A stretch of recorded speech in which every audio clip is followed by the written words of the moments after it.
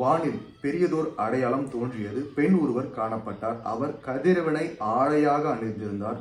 நிலா அவருடைய காலடியில் இருந்தது. அவர் 12 விண்மீன்களை தலைமீது சூடியிருந்தார். அவர் கருவுற்று இருந்தார். பேறு கால வேதனைப்பட்டு கடும் துயருடன்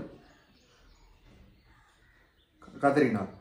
வானில் வேறொரு அடையாளம் தோன்றியது. இதோ, நெருப்பு மயமான பெரிய அரக்க பாம்பு ஒன்று காணப்பட்டது. அதற்கு 7 தலைகளும் 10 கொம்புகளும் இருந்தன. அதன் தலைகளில் 7 மணிமுடிகள் இருந்தன.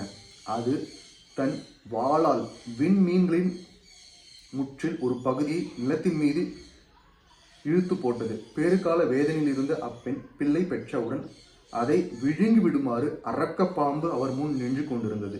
எல்லா நாடுகளையும் இரும்புக்கோல் கொண்டு நடத்தவிருந்த ஒரு ஆண் குழந்தையை அவர் பெற்றெடுத்தார். அக்குழந்தையை கடவுளிடம் அவரது அரியணையை இருந்த இடத்திற்கு பறித்து செல்ல பெற்றது.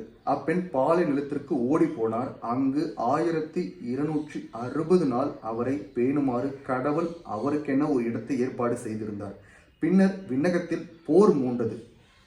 மிக்கேலும் அவருடைய தூதர்களும் அரக்க பாம்போடு போர் தொடுத்தார்கள். அரக்க பாம்பும் அதன் தூதர்களும் அவர்களை எதிர்த்து போரிட்டார்கள். அரக்க பாம்பு தோல்வியுற்றது. விண்ணகத்தில் அதற்கு அதன் தூதர்களுக்கும் இடமே இல்லாது போயிற்று. அப்பெரிய அரக்க பாம்பு வெளியே தள்ளப்பட்டது. அலகை என்று ஒரு சாத்தான் என்றும் அழைக்கப்பெற்ற அதுவே தொடக்கத்தில் தோன்றிய பாம்பு. உலகம் முழுவதையும் ஏமாற்றிய அது மண்ணுலகத்துக்கு தள்ளப்பட்டது. அதன் தூதர்களும் அதனுடன் வெளியே தள்ளப்பட்டார்கள். இந்த ஒரு வசனத்தை நம்ம படிக்கும்போது உறுதியாக நம்மளுக்கு தெரியுது, அன்னை மரியாள் அவர்கள் புதிய உடன்படிக்கை பேழை கதிரவனை ஆடையாக அணிந்திருந்தவர். 12 விண்மீன்களை தலைமீது சூடியிருந்தவர். அந்த 12 விண்மீன்கள் 12 திருத்தூதர்களை குறிக்கின்றதாக இருக்கின்றது. வெறும் அரக்கப்பாம்பு குறித்து இங்கே இருக்கு. அரக்கப்பாம்பை எப்படி இவங்க வீழ்த்துறாங்க விண்ணகத்தில் அப்படின்றதும் குறிப்பிடப்பட்டிருக்கு. இது உறுதியாக அன்னை மரியாள் அவர்கள் புதிய உடன்படிக்கை பேழை இறைவனுடைய திருப்பிரசனம் விண்ணக மன்னக அரசியாக அவர் இருக்கின்றார் என்பதை உறுதியுடன் நமக்கு காட்டுகின்றது. இதிலிருந்து